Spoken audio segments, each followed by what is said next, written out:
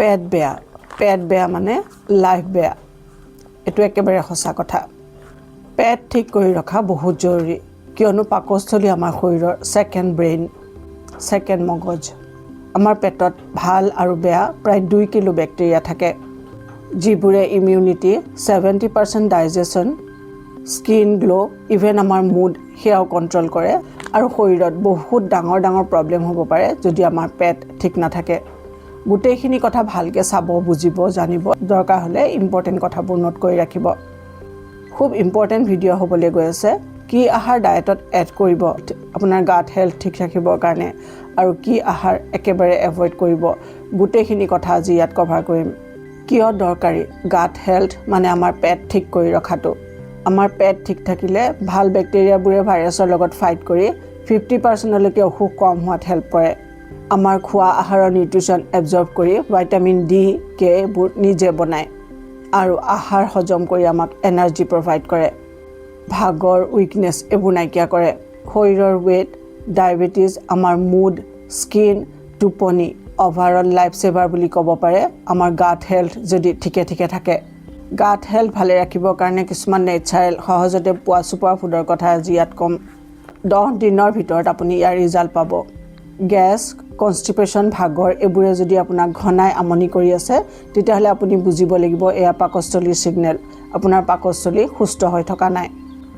2026ৰ trend, গাট মাইক্ৰ'বায়মছক next generation বায়'টিক্সেৰে super charge কৰক। এইটোৱে ভাল বেক্টেৰিয়া বঢ়ায়, ইমিউনিটি, স্কিন গ্ল' আৰু ডায়েবেটিছ কণ্ট্ৰল কৰে। এই কাম আমাৰ ভাৰতীয় কিটচেনৰ পৰা আপুনি আৰম্ভ কৰিব পাৰে। বহুতে কোৱা শুনা যায় আমি বাহিৰৰ আহাৰ নাখাওঁ, ঘৰৰ আহাৰ খাওঁ, তথাপিও আমাৰ পেট কিয় বেয়া হৈ থাকে। আজি যি ক'ম বহুত প্ৰেক্টিকেল হ'ব গোটেই কথাবোৰ। গাট মাইক্ৰ'বায়মছ আমাৰ পেটত থকা ভাল বেক্টেৰিয়া আৰু ভাইৰাছ। আমাৰ মুখৰ পৰা পটিৰ ৰাস্তালৈ যি ৰাস্তা যায় তাক কোৱা হয় গেষ্ট্ৰ'ইণ্টেষ্টাইনেল ট্ৰেক্ট। এইটোৱে আমাৰ ডাইজেষ্টিভ ছিষ্টেম। আমি যি খাওঁ তাৰ গোটেই নিউট্ৰিশ্যনবোৰ মানে প্ৰ'টিন, কাৰ্বহাইড্ৰেট, ভাইটামিন, মাইক্ৰ'নিউট্ৰিয়েণ্টছ আৰু বহুত ধৰণৰ মাল্টিপল বস্তু এবজৰ্ব কৰি আমাৰ শৰীৰৰ ব্লাডলৈ পঠায়। আৰু সেই ব্লাড শৰীৰৰ প্ৰত্যেকটো পাৰ্টলৈ চাৰ্কুলেট হয়, শৰীৰৰ প্ৰত্যেকটো অৰ্গেনক এনাৰ্জি দিয়াৰ কাম কৰে। আমাৰ পেটত যিবোৰ বেক্টেৰিয়া আৰু ভাইৰাছ থাকে সেইবোৰে আমাক হেল্প কৰে সুস্থ হৈ থকাত। আমি খোৱা আহাৰ ভাঙি এবজৰ্ব হোৱাত হেল্প কৰে সেই বেক্টেৰিয়া আৰু ভাইৰাছবোৰে, যিটো কোৱা হয় মাইক্ৰ'বায়ম। ৰিচাৰ্চে কয় যদি এই মাইক্ৰ'বায়ম উইক হৈ যায় তেতিয়াহ'লে শৰীৰৰ প্ৰত্যেকটো পাৰ্ট বেয়া হ'বলৈ ধৰে। প্ৰথমে ই আমাৰ ইমিউনিটি উইক কৰে। আমাৰ যদি ইমিউনিটি বেয়া হয় তেতিয়াহ'লে বহুত ধৰণৰ অসুখে আমাক এটেক কৰিব পাৰে। ছেকেণ্ড, মাইক্ৰ'বায়ম বেয়া হ'লে আমাৰ মেণ্টেল হেল্থত প্ৰব্লেম দিয়ে। এই পেটত থকা বেক্টেৰিয়া আৰু ভাইৰাছবোৰৰ লিংক ডাইৰেক্ট আমাৰ ব্ৰেইনৰ লগত আছে। এনজাইটি, ডিপ্ৰেশ্যন, ষ্ট্ৰেছ এইবোৰ ডিষ্টাৰ্ব হ'লে হয়। মাইক্ৰ'বায়ম উইক হ'লে নেক্সট প্ৰব্লেম হয় অট' ইমিউন ডিছঅৰ্ডাৰ।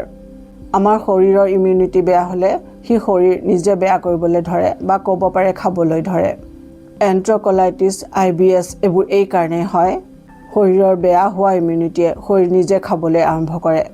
ইয়াৰ উপৰিও PCOD আৰু PCOS, টাইপ 2 ডায়েবেটিছ এনেকুৱা ধৰণৰ হৰম'ন ৰিলেটেড অসুখ হোৱাৰ চান্স বাঢ়ি যায়। ইয়াৰ উপৰিও আৰু হয় গেষ্ট্ৰ'ইণ্টেষ্টাইনেল ডিছঅৰ্ডাৰ আৰু বহুত ধৰণৰ পেট আৰু লিভাৰ ৰিলেটেড অসুখ হ'বলৈ ধৰে এই মাইক্ৰ'বায়ম ডিষ্টাৰ্ব হোৱাৰ কাৰণে।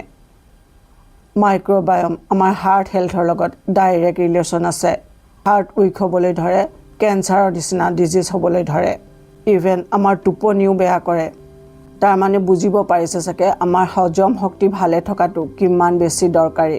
এতিয়া চাগে আপোনালোকৰ প্ৰশ্ন আহিছে মাইক্ৰ'বায়ম বেয়া হ'লে কেনেকৈ গম পাব? আপোনাৰ পেটত গেছ হৈ থাকে, কনষ্টিপেশ্যন, ডায়েৰিয়া, লুজ ম'শ্যন, টোপনি কম, সোনকালে ভাগৰ লগা, ঘনাই মুড অফ হৈ থকা আৰু এনজাইটিৰ নিচিনা প্ৰব্লেম যদি আপোনাৰ হৈ থাকে তেতিয়া আপুনি গম পাব লাগিব আপোনাৰ মাইক্ৰ'বায়ম ডিষ্টাৰ্ব হৈছে। এতিয়া জানক কেনেকৈ পাকস্থলী আপোনাৰ সুস্থ হৈ থাকিব, যিটো সকলোতকৈ জৰুৰী কথা। 1 নম্বৰ, ফাইবাৰ এড কৰিব লাগিব আপোনাৰ আহাৰত। আমাৰ ভাৰতীয় যি কালচাৰেল ডায়েট, যি বহুত বছৰৰ পৰা চলি আহিছে, তাত আচলতে এক্সট্ৰা এড কৰিবলগীয়া একোৱেই নাথাকে। সেই আহাৰে যথেষ্ট হয় যদি আমি ভাল ধৰণে খাওঁ। কিন্তু আমি বহুত কথা পাহৰি গৈছোঁ বা নেগলেক্ট কৰোঁ। আমাৰ আহাৰত থাকিব লাগে শাক পাচলি আৰু চালাড, আপুনি যদি আমাৰ চেনেলৰ ভিডিঅ' চাই আছে তেতিয়া গম পাব এই কথা সদায় কোৱা হয় যে সালাড আৰু শাক পাচলিত জোৰ দিবলৈ আপুনি যি বনোৱা আহাৰ খায় সেয়া সেকেন্ড প্লেট হ'ব লাগিব শাক পাচলি সালাড ফল-মূল ড্ৰাই ফ্ৰুট যি ৰ ফুড হয় সেয়া হ'ব লাগিব আপোনাৰ 1 নম্বৰ প্লেট আমাৰ আহাৰত থাকিব লাগিব শাক পাচলি ফল-মূল ড্ৰাই ফ্ৰুটছ সিডছ এবোৰ আমাৰ আহাৰত থাকিবই লাগে এবোৰত ভৰপূৰ মাত্ৰাত ফাইবাৰ আছে এবোৰ ডায়েটত এড কৰক শাক পাচলি খুব বেছি সিজাই খোৱাতকৈ ফ্ৰেছ শাক পাচলি আৰু পাতলকৈ সিজোৱা শাক পাচলি খালে বেছি ভাল পাব বেছি প্ৰফিট পাব আৰু ইম্পৰ্টেণ্ট প্ৰিবায়োটিক ফাইবাৰ মানে হেয়া ফাইবাৰ যি ফাইবাৰে আমাৰ পেটৰ মাইক্ৰ'বায়'মক হেল্ডি ৰাখে যিবোৰ বেক্টেৰিয়া আৰু ভাইৰাছে আমাক হেল্ডি ৰখাত হেল্প কৰে সেইবোৰৰ কাৰণে এই প্ৰিবায়োটিক ফাইবাৰে ফিউলৰ নিচিনা কাম কৰে এতিয়া কি আহাৰত পাব এই প্ৰিবায়োটিক ফাইবাৰ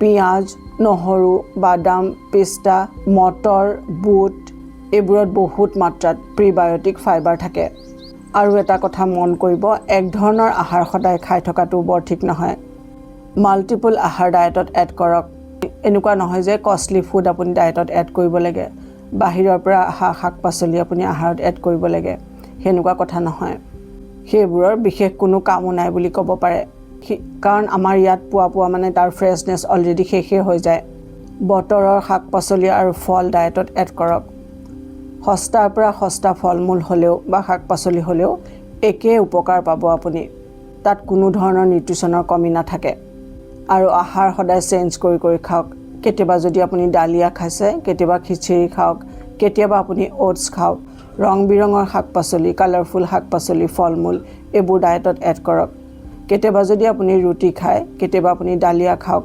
মাল্টিগ্ৰেইন আটাৰ ৰুটি খাব পাৰে পাতলকৈ ঘি লগাই যি শাক পাচলি খাব কমকৈ সিজাই খাব পাৰে যেতিয়া এনেকৈ আপুনি আহাৰ খাব আপোনাৰ ডাইজেষ্টিভ হেল্থ ইমপ্ৰুভ হৈ গৈ থাকিব ডাইজেষ্টিভ হেল্থ ইমপ্ৰুভ মানে আপোনাৰ হেল্থ ইমপ্ৰুভ এনেকুৱা আহাৰ এভয়েড কৰক যি আহাৰ বহুত বেছি প্ৰসেস কৰা হয় প্ৰত্যেক এনেকুৱা আহাৰ যিবোৰ কেমিকেল মিহলাই পেকেটত বন্ধ কৰি ৰখা হয় য'ত এড কৰা হয় আনহেল্ডি প্ৰিজাৰ্ভেটিভ টেষ্ট এনহেন্সাৰ আৰু কালাৰ মিহলাই সিল কৰি ৰখা হয় সেইবোৰৰ সেলফ লাইফ বাঢ়িবৰ কাৰণে সেইবোৰ আহাৰ বুলি নকয় জাবৰ বুলি ক'ব পৰা যায় ইয়াৰ পিছত যদি আপুনি জাবৰ খাব বিচাৰে তেতিয়াহ'লে ক'বলগীয়া একো নাথাকে এইবোৰে আপোনাৰ গাট মাইক্ৰ'বায়'ম পচাই দিয়ে আচৰিত হ'ব লগা কথা জন্ম হোৱা বেবিটোৰ পৰা বয়সস্থ সকললৈকে প্ৰত্যেক মানুহ আজিকালি পেটৰ প্ৰব্লেমত ভুগি থাকে জন্ম হোৱা বেবিটোকো মাকৰ গাখীৰ নুখুৱাই নান খুওৱা হয় কি হ'ব এই বেবিটোৰ ফিউচাৰ আপোনালোকে নিজে এবাৰ ভাবি চাব so junk food fast food process food এইবোৰ একেবাৰে এভয়েড কৰিব এইবোৰ খাবলগীয়া বস্তু নহয়েই ভৰপূৰ পানী খাওক যদি আপুনি নৰ্মেল এজন মানুহ কোনো আপোনাৰ অসুখ নাই তেতিয়াহ'লে আপুনি ইউৰিন চেক কৰি আপুনি পানী খাব পাৰে যদি আপোনাৰ ইউৰিনৰ ৰং ইয়েলো কালাৰ হয় তাৰ মানে আপোনাৰ শৰীৰত পানীৰ অভাৱ হৈছে আপুনি পানী বেছি পৰিমাণত খাব লাগে নেক্সট এনেকুৱা আহাৰ খাওক য'ত পলিফিনল থাকে পলিফিনল ইয়াত কিছু হেল্ডি কেমিকেলছ থাকে আমাৰ গাট মাইক্ৰ'বায়'মৰ কাৰণে আৰু গোটেই শৰীৰৰ কাৰণে এক্সেলেণ্ট পাৱাৰফুল এণ্টিঅক্সিডেণ্টৰ কাম কৰে লাইক ডাৰ্ক চকলেট য'ত মিঠা প্ৰায় নাথাকে গ্ৰীণ টি আগতেই ক'লোঁ কালাৰফুল শাক পাচলি এনেকুৱা আহাৰবোৰ ডেইলি খোৱাটো কৰক আমাৰ অসুখ হয় আচলতে গোটেই ফ'কাছ আমাৰ টেষ্টত থাকে আমাৰ জিভাখনত থাকে আমি খুব টেষ্টি আহাৰ খাই ভাল পাওঁ চ' টেষ্টক বেছি গুৰুত্ব দিয়াটো আমাৰ হেল্থৰ কাৰণে বৰ ভাল নহয় আহাৰ খাওঁতে সদায় লাহে লাহে